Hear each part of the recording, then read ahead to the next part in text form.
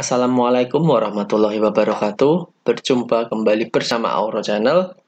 Pada kesempatan kali ini Auro Channel akan sedikit mengulik insight-insight untuk kawan-kawan semua bagaimana cara menghadapi debt collector. Pengetahuan-pengetahuan apa yang akan kita pelajari dari kredit macet gitu ya. Namun sebelum kita melanjutkan, please untuk like, share, maupun subscribe channel ini untuk terus bersemangat memberikan konten yang bermanfaat. Terima kasih, mari kita lanjutkan. Oke, sebelum kita langsung menuju ke debt collector, membahas tentang debt collector maupun kredit macet, sedikit insight dari untuk teman-teman ya. Jadi berdasarkan POJK tahun 2019 ya. Jadi di sini penetapan kualitas kredit itu ada 5 tahap. Jadi gak serta-merta dari lancar langsung kredit macet itu ya. Jadi dari lancar, dalam perhatian khusus, kurang lancar, diragukan, dan barulah itu namanya kredit macet. Nah, apa sih kriteria-kriteria dari kualitas kredit ini? Nah, di sini jawabannya. Di sini hasil dari resume ini diambil dari salinan peraturan OJK ya, POJK Republik Indonesia nomor 40 ini ya tahun 2019 tentang penilaian kualitas aset bank umum. Nah, penetapan kualitas kredit ini sebenarnya kriterianya banyak ya. Namun untuk mempermudah di sini salah satu kriteria dalam menentukan kualitas kredit itu adalah kelancaran atau ketepatan dalam membayar itu ya. Nah, di sini kalau lancar itu tepat waktu, dalam perhatian khusus itu cicilan terhambat atau terlambat tertunggak 3 bulan ya. Nah, itu, kalau masih 3 bulan itu namanya dalam perhatian khusus. Kalau kurang lancar itu apabila terlambat sampai 4 bulan. Diragukan itu terlambat sampai 6 bulan ya. Baru kalau kredit macet itu lebih dari 6 bulan. Nah, disinilah debt collector itu baru masuk gitu ya. Di setelah bulan ke-7. Jadi kalau baru 3 hari, 4 hari atau bahkan sebulan itu sudah didatengin debt collector itu sebenarnya belum layak untuk kita didatangi debt collector. Jadi kredit macet itu syaratnya adalah lebih dari 6 bulan. Seperti itu ya kawan-kawan ya. Nah, setelah 6 bulan seorang debitur itu melakukan tunggakan ya selama berturut-turut selama 6 bulan, barulah debt collector itu mulai datang gitu kan. Nah, debt collector itu adalah orang ketiga yang diutus atau diminta oleh bank atau pemberi kredit ya untuk bisa menagih cicilan utang-utang dari kredit macet tadi. Nah, namun terkadang debt collector itu berlaku semena-mena ya dan membuat seorang kreditur itu menjadi takut gitu ya, menjadi takut. Nah, sebenarnya kita tidak perlu takut sebagai nasabah ya memiliki cicilan nunggak karena perilaku yang kurang pantas dari debt collector itu bisa melanggar hukum. Nah, di sini ada beberapa kriteria jika debt collector itu melanggar hukum. Yang pertama, bisa diberi pasal 335 KUHP jika ini ya kawan-kawan, barang siapa melawan hak, memaksa untuk melakukan, tidak melakukan, membiarkan sesuatu dengan kekerasan atau perbuatan lain yang tak menyenangkan dengan ancaman kekerasan. Nah, ini ya kawan-kawan, dengan ancaman kekerasan artinya debt collector itu tidak boleh membentak-bentak seperti itu ya, memberikan ancaman-ancaman, itu sudah melanggar hukum. Yang kedua, ini pasal 406 KUHP. Barang siapa dengan sengaja melawan hak, membinasakan, merusak, membuat sehingga tidak dapat dipakai lagi, menghilangkan sesuatu barang sama sekali sebagian kepunyaan orang lain dihukum penjara selama-lamanya 2 tahun 8 bulan atau denda 4.500. Nah, jadi di sini debt collector itu tidak boleh merusak barang. Artinya di sini kadang menggebrak-gebrak pintu sampai rusak seperti itu ya. Kadang memecahkan kaca sampai kaca jendela seperti itu sudah melanggar hukum karena itu sudah merusak hak atau kepunyaan milik kita, itu bisa melanggar hukum. Yang selanjutnya pasal 351 KUHP. Nah, ini apalagi ya?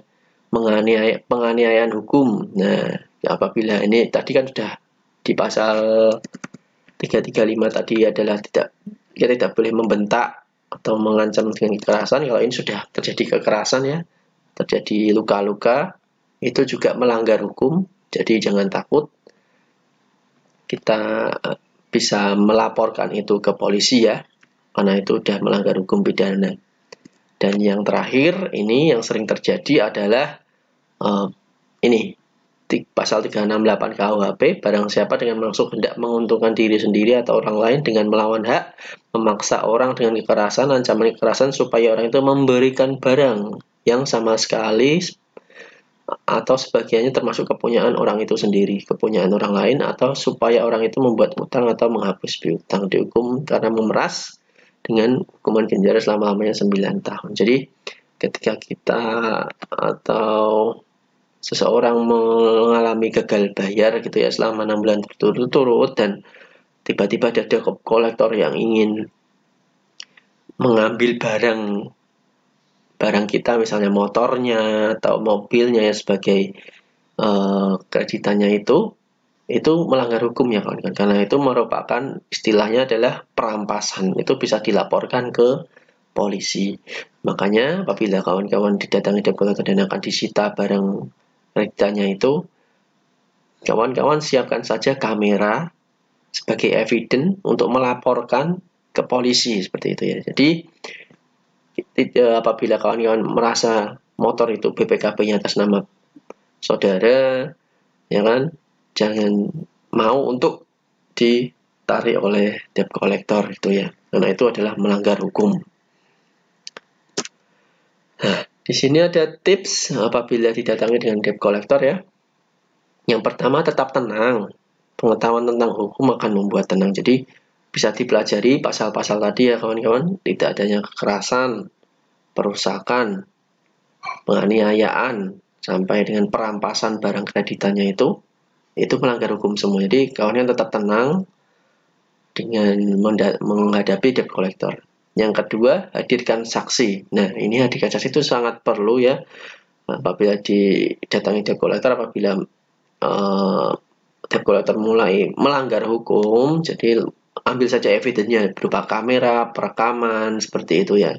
Nah, itu menjadi kuat buat kita nanti bisa melaporkan ke pihak yang berwajib. Dan yang kedua, kuat apabila kita melakukan negosiasi ini. Nah, negosiasi itu apa nanti ya?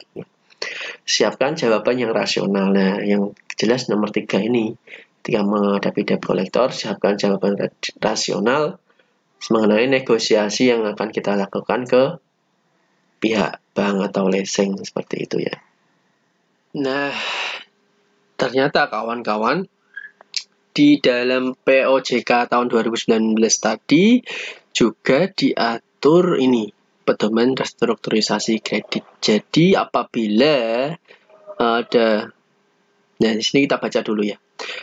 Dalam rangka meminimalkan potensi kerugian akibat debitur yang mengalami penurunan kinerja, bank dapat melakukan restrukturisasi kredit atas debitur yang mengalami kesulitan bayar pokok sepanjang debitur bank bersangkutan memiliki prospek usaha dan dinilai mampu memenuhi kewajibannya. Nah, artinya di POJK itu memperbolehkan bank itu melakukan restrukturisasi kredit. Nah, apa itu restrukturisasi kredit? Nanti akan kita bahas di slide selanjutnya. Yang jelas di POJK itu memberikan anjuran kepada bank jika apabila ada kredit macet itu jangan serta-merta main sita, main lelang seperti itu ya. Jadi ada cara lebih SOP selanjutnya dulu, yakni restrukturisasi kredit ini kepada nasabah seperti itu. Nah, ini ada pedomannya kawan-kawan. Jadi ketika kita melakukan negosiasi ke bank, jadi ketika kita kredit kita macet, kita tuh bisa melakukan negosiasi ke bank, yaitu dengan ada aturannya tentang restrukturisasi kredit. Nah, jadi nanti restrukturisasi kredit itu caranya salah satunya nih penurunan suku bunga kredit. Nah, kita boleh nih meminta pengurangan penurunan suku bunga kredit atau perpanjangan jangka waktu kredit atau pengurangan tunggakan pokok kredit. Nah, meminta clorting lah ya, atau pengurangan tunggakan bunga kredit atau penambahan fasilitas kredit dan sebagainya. Banyak cara sebenarnya cara kawan-kawannya. Tinggal kita bagaimana bisa menegosiasikannya ke kreditur atau pihak bank. Nah, di sini ada breakdown-nya lagi ya. Ada penurunan suku bunga kredit, perpanjangan waktu kredit, sampai ada penambahan fasilitas kredit, gitu ya. Bisa dibaca sendiri ya kawan-kawan. Ini cara-cara untuk kita bisa melakukan negosiasi ulang terhadap bank atau kreditur. Seperti itu ya. Banyak sekali caranya. Jadi intinya kita harus hati kita tetap berani dan kita berpikir rasional untuk melakukan negosiasi ke bank seperti itu. Oke kawan-kawan, terima kasih telah menyimak konten ini. Semoga sedikit membantu dan memberi pencerahan kepada kawan-kawan yang kini tengah ada masalah tentang utang piutang terhadap bank atau institusi ya. Dan hal ini tidak hanya berlaku untuk utang kita ke institusi ya kan. Utang kita ke institusi ada banyak caranya, ada aturan hukumnya, ada aturan mainnya. Apalagi kita hanya ke kredit ke rentenir misalnya, atau ke koperasi yang abal-abal misalnya, itu sangat kuat sekali ya. Jadi jangan takut terhadap debt collector, karena ada aturan hukumnya, ada aturan perdatanya. Jangan takut ya kawan-kawan. Kita harus berpikir rasional ya kawan-kawan dalam menghadapi itu semua. Terima kasih telah menyimak. Sekali lagi terima kasih. Wassalamualaikum warahmatullahi wabarakatuh.